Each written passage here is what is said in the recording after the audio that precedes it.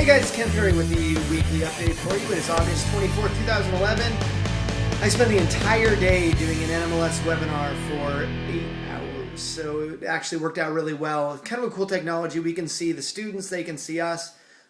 Pretty cool class to be teaching, and that was for NMLS CE. So I've been talking to a camera all day long, so I'm going to try and keep this brief, but we do have a few updates for this week.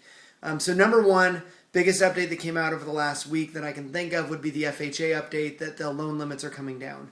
If you've been watching our videos for any period of time, you knew the loan limits would be coming down. You just didn't know what number they'd be coming down to.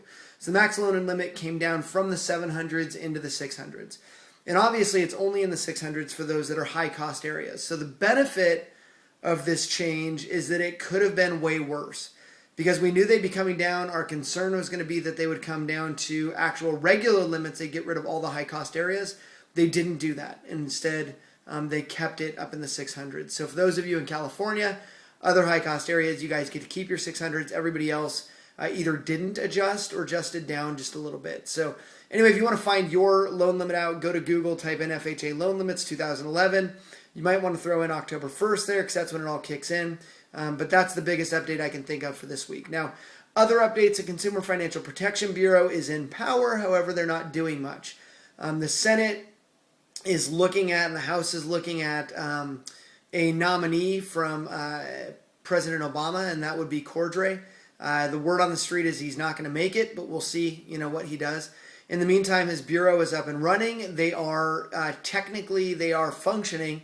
And I guess the cool thing I can tell you is that they're way better than the other regulators as far as communication goes.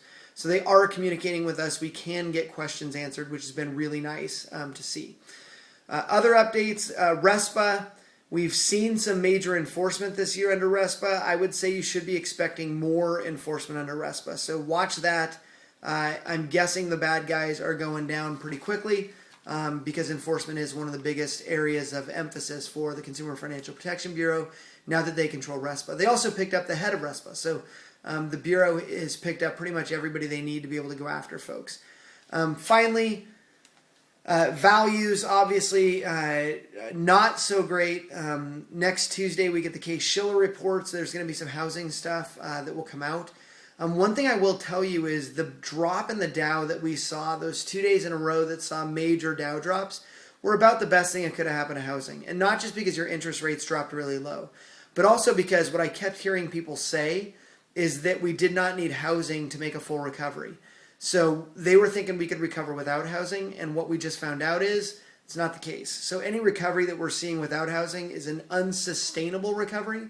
The reason that matters to us is because when people start running for office in this next election year, they're going to be talking a lot about whatever's going to get them votes. If people are seeing housing drop over and over and over and seeing the Dow drop, they're going to be screaming for something housing related. So what we should see in the next election season is people coming out saying they want to loosen guidelines or they want to create special products to try and get people back onto the homeownership track. So we're going to have the legislative group going in our direction coming up this next session. In addition to that, we have a lot of people that are coming in who were foreclosed on 2-3 years ago, coming back into the housing market. So I see some pretty good indicators. At the same time, we have kind of a symbolic action here. We have an earthquake that just hit Washington, D.C. We have an earthquake that just hit Peru. We've got a tsunami, a hurricane that's over there on the East Coast that's about to hit. So, we have a lot of stuff that's actually symbolic of our actual current housing market. Just major crashes, major earthquake, natural disaster type stuff.